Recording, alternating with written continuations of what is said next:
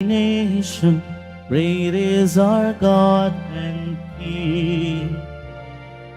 He is the rock of our salvation. Lift up your hearts and sing. So sing, for we are God's people, for He has shown us His ways. He gathers us to His table to partake of His grace. Come, let us sing to every nation, great is our God and King. He is the rock of our salvation. Lift up your hearts and sing. Great is our God and King.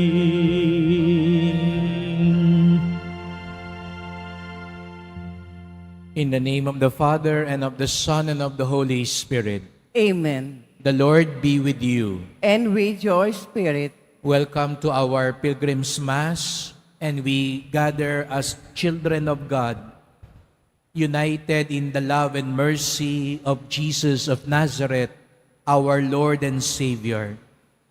We also ask the Blessed Mother, it's her day, Saturday, to accompany us, to help us, so that we may be blessed like her.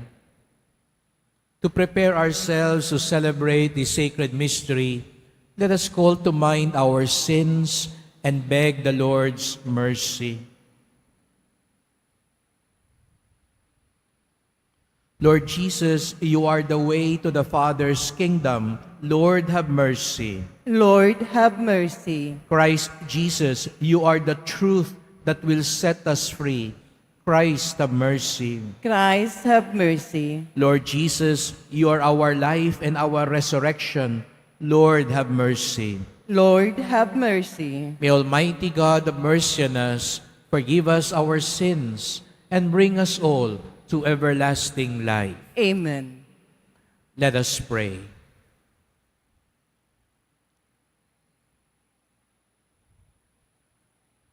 Almighty ever-living God, who in the abundance of your kindness surpass the merits and the desires of those who entreat you, pour out your mercy upon us to pardon what conscience dreads and to give what prayer does not dare to ask. Through our Lord Jesus Christ, your Son, who lives and reigns with you in the unity of the Holy Spirit, God, forever and ever. Amen. Please be seated. A reading from the letter of St. Paul to the Galatians. Brothers and sisters, Scripture confined all things under the power of sin, that through faith in Jesus Christ, the promise might be given to those who believe. Before faith came, we were held in custody under law. Consequently, the law was our disciplinarian for Christ, that we might be justified by faith. But now that faith has come, we are no longer under the disciplinarian, for through faith you are all children of God in Christ Jesus. For all of you who were baptized into Christ have clothed yourselves with Christ. There is neither Jew nor Greek. There is neither slave nor free person. There is not male and female, for you are all one in Christ Jesus. And if you belong to Christ, then you are Abraham's descendants, heirs according to the promise.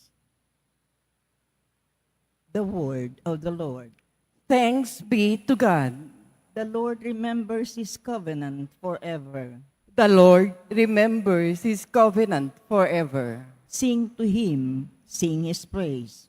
Proclaim all his wondrous deeds. Glory in his holy name.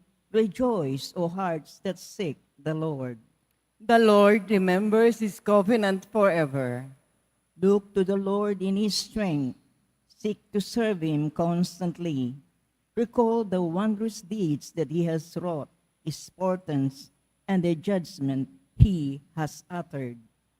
The Lord remembers his covenant forever. You descendants of Abraham, his servants, sons of Jacob, his chosen ones, he the Lord is our God.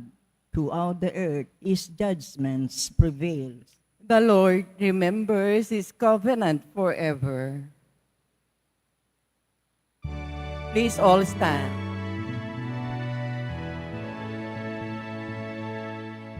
Alleluia, Alleluia, Alleluia, Alleluia.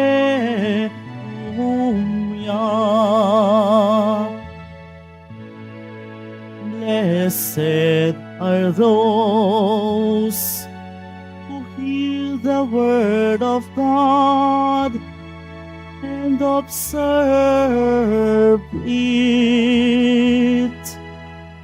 Alleluia,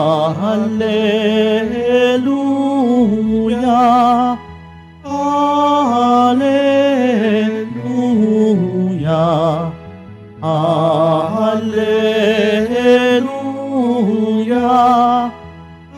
Alleluia.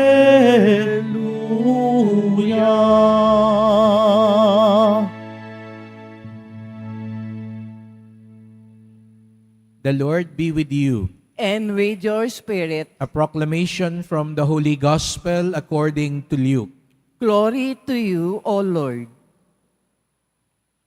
While Jesus was speaking, a woman from the crowd called out and said to him, "Blessed is the womb that carried you and the breast at which you nursed." He replied, "Rather, blessed are those who hear the word of God and observe it."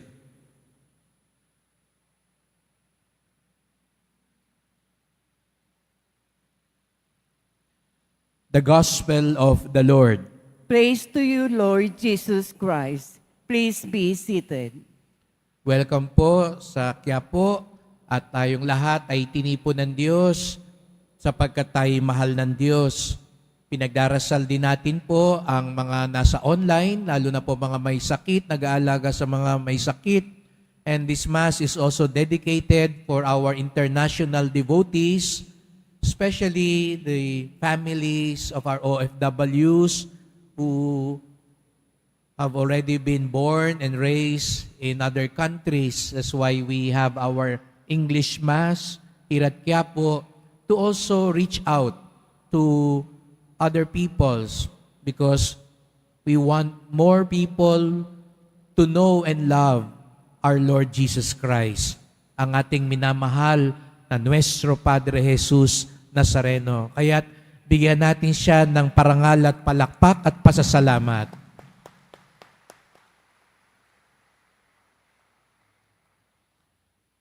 Napakaganda ng sinabi ni San Pablo sa unang pagbasa, we belong to Christ. Tayo ay kay Kristo. Kaya nga't narito kayo ngayon po, galing pa sa mga malalayong lugar, maraming mga kadahilanan, ngunit isa ang nagbubuklod sa atin, ang ating pagmamahal, pagtitiwala at pag-asa sa mahal na poong Jesus Nazareno. We belong to Christ. Sabihin nga po natin yon, we belong to Christ. Tayo ay kay Kristo.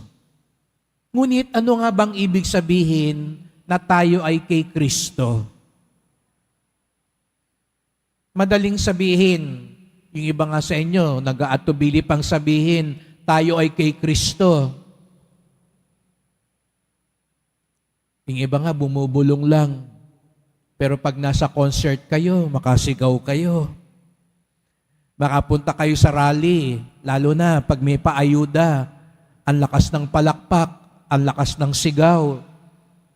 Pag nagumpisa na ang kampanya, makikita na kayo Doon tayo.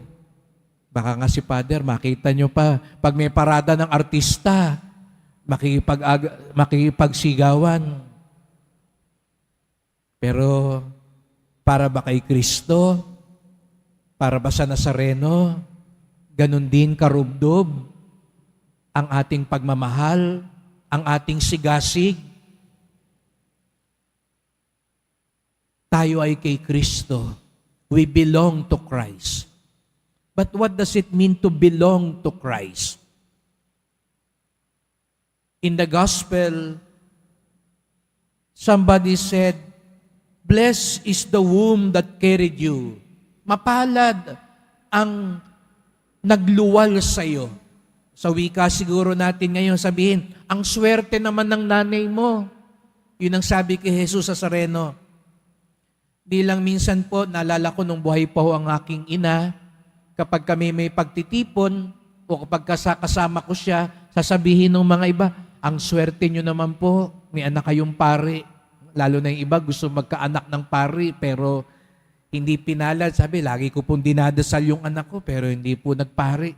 Kaya pag nakita nila yung mami ko, sabihin niya, ang swerte nyo naman po, mapalad po kayo.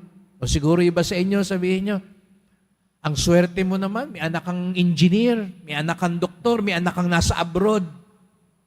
Pero nung sabi ng Panginoon, ang kapalaran ni Maria ay hindi lang dahil siya'y nanay niya. Sabi nga ng Panginoon, "Blessed are those who hear the word of God and observe it." Higit na mapalad ang mga nakikinig at tumutupad sa salita ng Diyos. Yun daw po ang kaluwalhatian ng mahal na Birheng Maria. Hindi lang dahil nanay siya ni Jesus Nazareno, kung hindi siya'y alagad, tagasunod, tagatupad ng kalooban ng Diyos. Yun daw ang tunay na pinagpala. And it's a good reminder for us. Lahat tayo rito gustong pagpalain ng Diyos. Ang gustong pagpalain ng Diyos, pumalakpak ng mas malakas.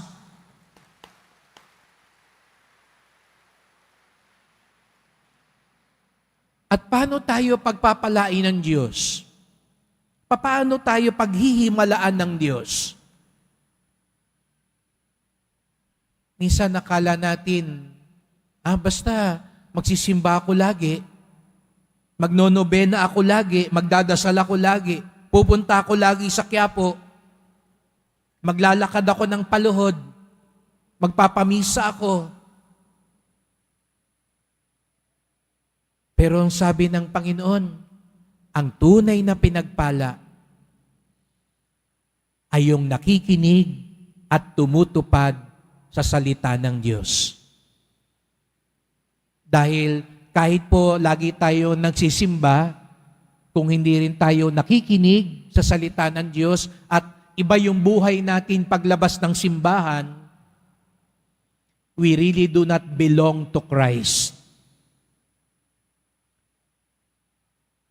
Kung dito, napakamaamo, napakabulaklak, napakatamis ng ating mga salita, pero pagdating sa opisina, pagdating sa bahay, ang pait-pait naman ng mga salita natin.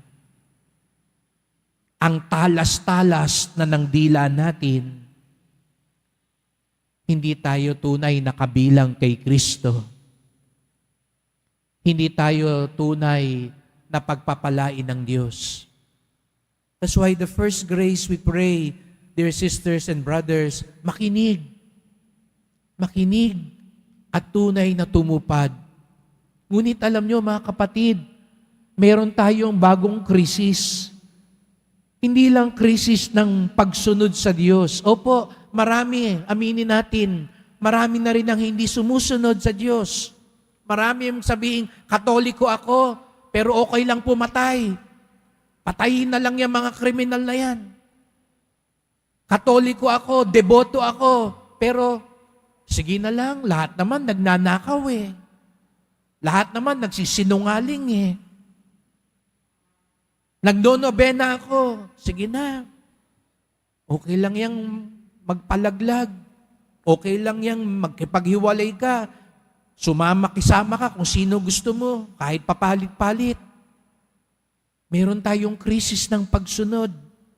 Pero alam niyo po, ang pinagmumulan din daw ng krisis ng pagsunod, a lot of people right now, perhaps, are called disobedient, not because they are truly bad, but because they simply do not know. At yun po ang nakakabagabag, nakakatakot. Marami na raw po ang nagkakamali dahil marami na rin ang hindi nila inaakala mali na yung ginagawa nila. Kahapon po, sabi ko sa pagninilay, napapagpalit na ng mga tao yung mabuti at masama, yung tama at mali. Bakit napapagpalit? May mga taong nananadya, ipinagpapalit yung dalawa. Halimbawa, yung mga sinungaling, tinatawag na masama, yung nagsasabi ng totoo. Yung mga hindi naman tapat, minamasama yung mga tapat. Pero ang mas nakakatakot, mga kapatid, yung mga napapaniwala, hindi na nila nalalaman. Kaya pala napapagpalit ang tama at mali kasi hindi na sila natuturuan kung ano ang tama at mali. Bibigyan ko po kayo ng isang magandang halimbawa na simpleng-simple lang. Ilang beses po ako pag nag-iikot sa simbahan, nakikita ko yung iba, kumakain at umiinom na parang nanonood lang sa sinihan. Nung una po, aaminin ko sa inyo, nagagalit ako. Pero kapag tinutuklas ko at tinitignan ko, dumadami yung hindi lang nila alam. Mali pala yun. Mali pala yung kumakain sa loob ng simbahan. Mali pala yung painom-inom ka na para ka lang nanonood sa palabas. At minsan hindi ko na sila masisi dahil lumaki silang hindi nila alam, mali pala iyon. Nalulungkot po ako minsan kapag ako ilalabas dyan sa mga plaza natin at makikita natin yung mga bata kay lulutong magmura at makipagsuntukan. Nung una, aaminin ko po sa inyo, sabihin ko, parang kay sasalbahe naman ng mga batang to. Pero ngayon pilit ko silang inuunawa. Di sana'y lumalaki sila. Siguro nakikita nila sa mga matatanda at naririnig nila, ganun din. Masisisi po ba natin sila? Hindi. Dahil hindi nila naririnig, hindi nila nakikita, at hindi sila nagagabayan. Siguro nga yung iba, nakakagawa na ng mali, nagiging biktima na rin ng karahasan. Siguro nga iba, kay dali na lang pumatay. Para lang sa galit, nag-away lang sa trapiko, nagasgasan lang yung sasakyan, natulak lang yung anak. Di kaya dumadami na yung ganito, hindi na nila naririnig. At baka kaya hindi nila naririnig dahil kakaunti na lang ang nagsasalita. At tayo po ngayon, tayo ang tinatawag magsalita. Baka lang pinapagalitan natin sila, kinasusuklaman natin sila, hinuhusgahan natin sila, pero sana tayo rin po makatulong upang mas marami ang magabayan. Deboto daw po tayo. Kung tunay tayong deboto, tumulong tayo, ipakilala, ipalaganap, ipaalam ang mga turo ni Jesus Nazareno. Simula sa inyong mga anak, sa inyong mga apo, sa inyong kapitbahay, sa inyong mga kamag-anak. Pero mahihirapan po kayong magsalita at magturo kung hindi rin po kayo makikinig. Mahihirapan po kayong maggabay kung hindi rin po kayo nagpapagabay sa Diyos. Kaya nga ang mahal na Birheng Maria, kayang-kaya niya tayong turuan, gabayan, tulungan sumunod sa kalooban ng Diyos. She was the first to obey and listen to the will of God. Kaya sa misang ito po yung ipagdasal natin. Di kaya ngayon sa ating lipunan, minsan aminin natin nakakalungkot. Ba't ang dami-daming napapaniwala ng mga sinungaling? Bakit ang dami-daming sumusunod sa mga tiwali? Bakit ang dami-daming nabubulag pag binibigyan na lang ng pera? Huwag natin ipagbili na ang boto natin uli. Huwag na tayong paloko uli sa mga nangangako sa atin. Pero minsan, hindi natin masisi. Dahil yung dapat nagsasalita, yung dapat sanang gumagabay, tahimik din. Wala rin pakialam.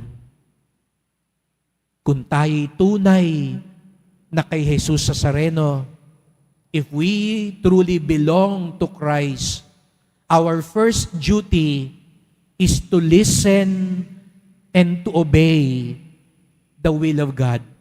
But our next duty is to proclaim, to make known the goodness of the Lord so that more and more people may also listen and obey the Lord. As we continue this Mass, let us pray for one another that we may truly belong to the Lord. We may truly be blessed by the Lord. We may truly listen and obey the Lord.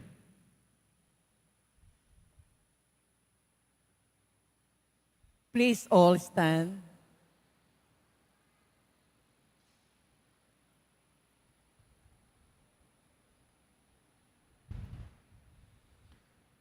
Inspired by Mary's faith and courage, we bring our needs before God the Father and say, Lord, hear our prayer.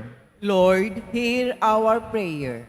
That under the patronage of Mary, the leaders of the Church may bring God's people closer to Christ by their preaching and example. Let us pray to the Lord. Lord, hear our prayer. That like Mary, we may welcome the Word of God into our hearts and respond to it with generosity. Let us pray to the Lord. Lord, hear our prayer. That following the example of Mary, mothers may make their homes dwelling places of love and holiness. Let us pray to the Lord. Lord, hear our prayer. That God may look with compassion on the sick with the help of Mary. Let us pray to the Lord. Lord, hear our prayer. That the dead may enjoy eternal happiness in the company of Mary and the saints. Let us pray to the Lord. Lord, hear our prayer. In silence, we pray for our other personal intentions.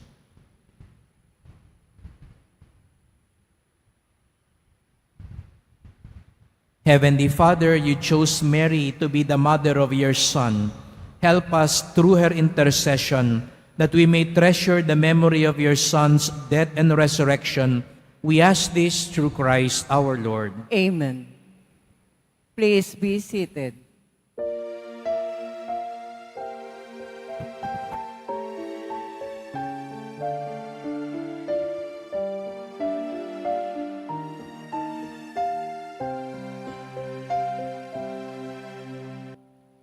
Lord, we gather today in your house. We kneel down and pray. We We ask for your mercy as we open our hearts to receive your forgiveness, O Lord. Lord, we lift up to you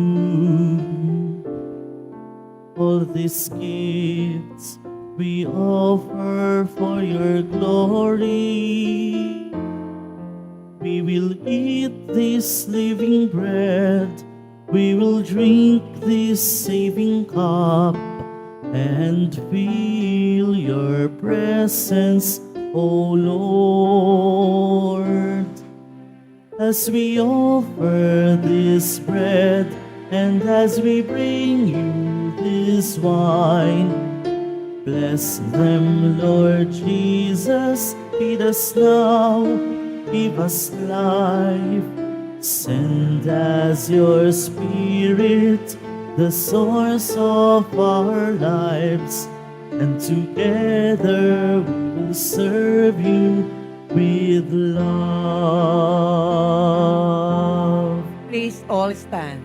Pray, brethren, that my sacrifice and yours may be acceptable to God, the Almighty Father. May the Lord accept the sacrifice at your hands for the praise and glory of his name, for our good and the good of all his holy church. Accept, O Lord, we pray, the sacrifices instituted by your commands, and through the sacred mysteries which we celebrate with dutiful service, graciously complete the sanctifying work by which you are pleased to redeem us, through Christ our Lord. Amen. The Lord be with you. And with your spirit, Lift up your hearts. we lift them up to the Lord. Let us give thanks to the Lord our God. It is right and just. It is truly right and just, our duty and our salvation, always and everywhere to give you thanks. Lord, Holy Father, Almighty and eternal God, through Christ our Lord, His death we celebrate in love, His resurrection we confess with living faith, His coming in glory we await with unwavering hope. And so with all the angels and saints we praise you, as without end we acclaim. Holy, holy, holy Lord, God of hosts, heaven and earth are full of your glory. Hosanna in the highest. Blessed is he who comes in the name of the Lord. Hosanna in the highest. Please all kneel. You are indeed holy, O Lord, the fount of all holiness. Make holy, therefore, these gifts, we pray, by sending down your Spirit upon them like the dewfall, so that they may become for us the body and blood of our Lord Jesus Christ. At the time he was betrayed and entered willingly into his passion, he took bread and giving thanks, and broke it, gave it to his disciples, saying, "Take this, all of you, and eat of it, for this is my body, which will be given up for you."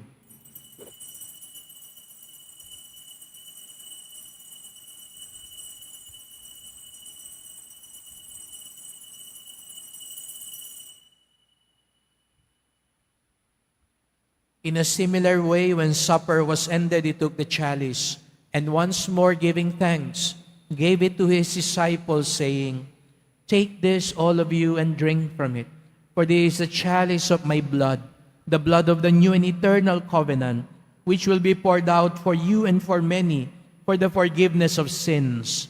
Do this in memory of me."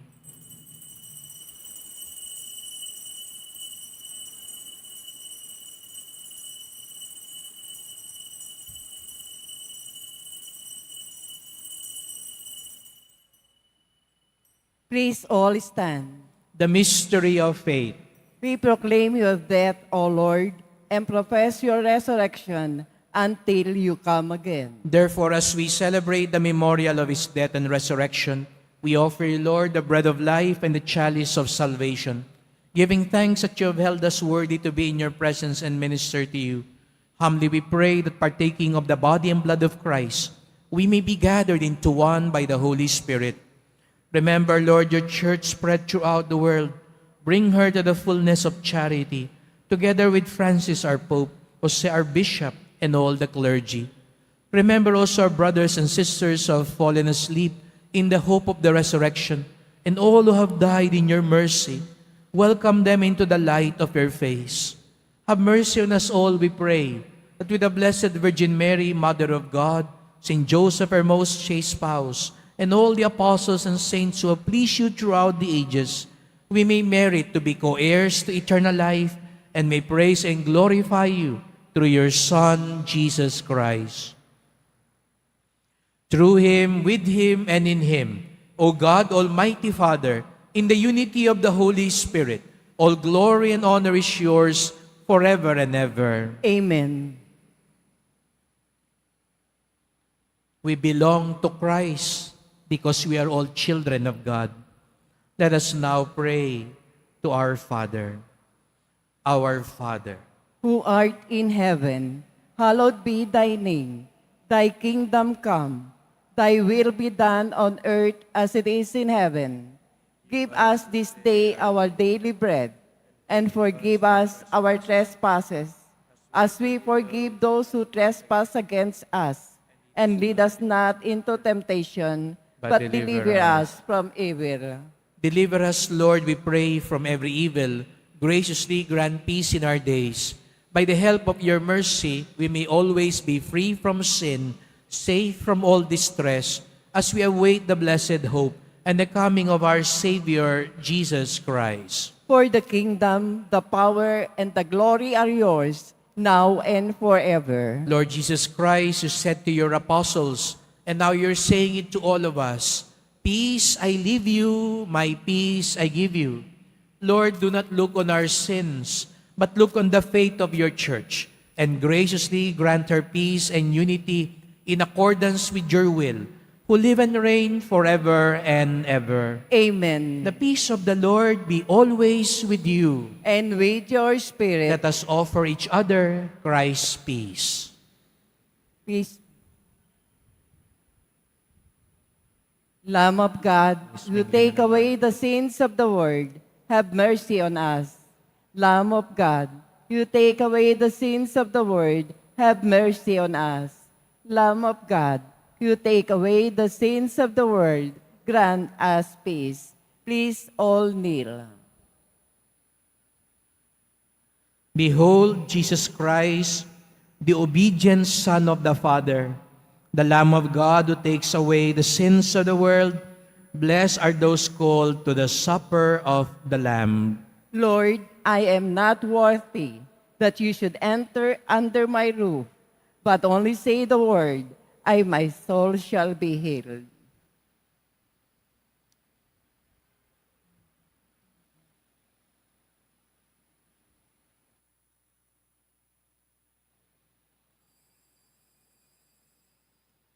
Para sa lahat ng tatanggap ng banal na komunyon, sasagot po tayo ng amen pagkasabi ng pari o ng lay minister ng katawan ni Kristo at isubo agad sa bibig bago umalis sa harapan ng pari o lay minister.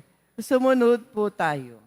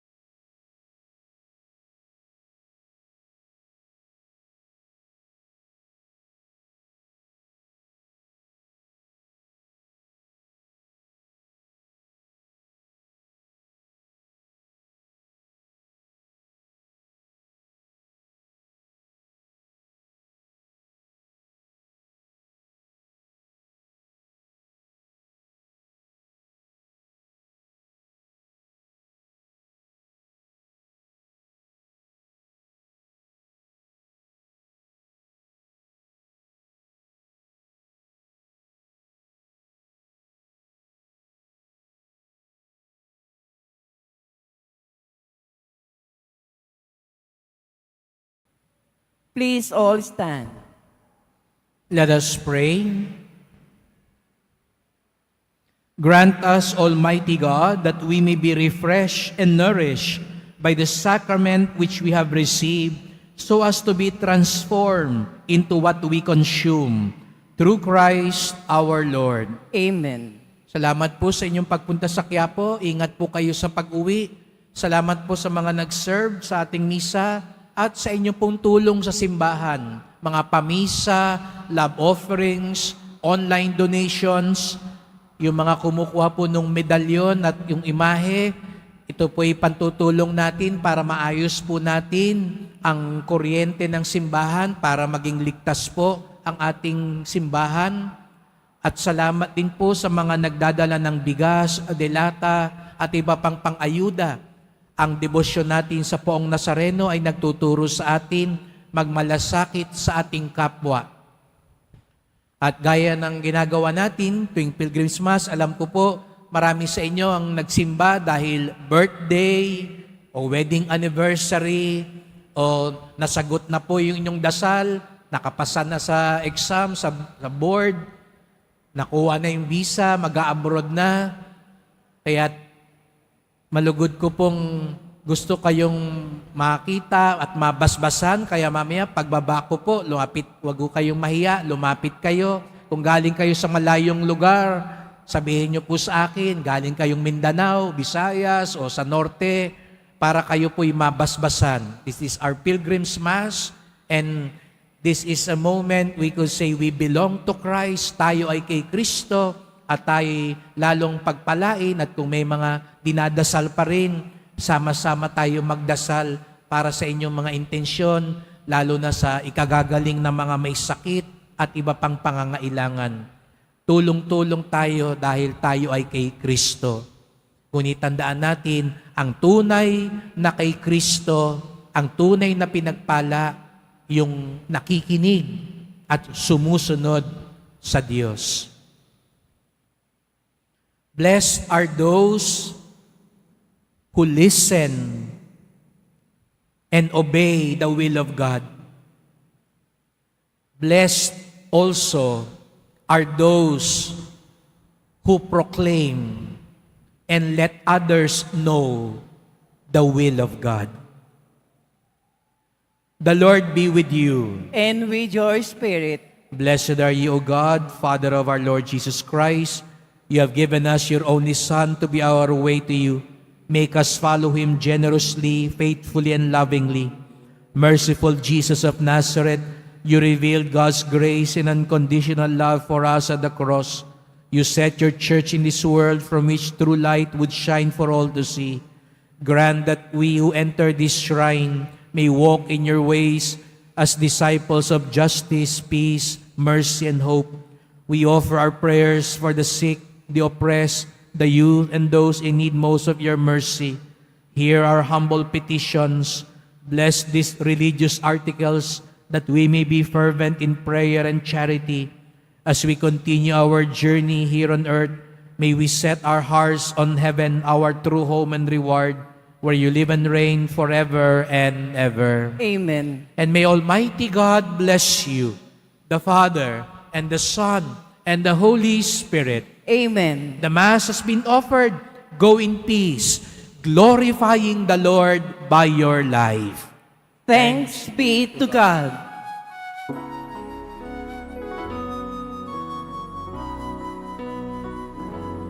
Nuestro Padre Jesus Nazareno, sinasamba ka namin. Binibintong mo ka namin. Aral mo ang aming buhay at kaligtasan. Nuestro Padre Jesus Nazareno, iligtas mo kami sa kasalanan. Ang krus mong kinamatayan ay sagisag ng aming kaligtasan. Nuestro Padre Jesus Nazareno, dinarangal ka namin. Nuestro Padre Jesus Nazareno, nilulwalhati ka namin. Nuestro Padre Jesus Nazareno, dinarangal ka namin. Nuestro Padre Jesus Nazareno, nilulwalhati ka namin.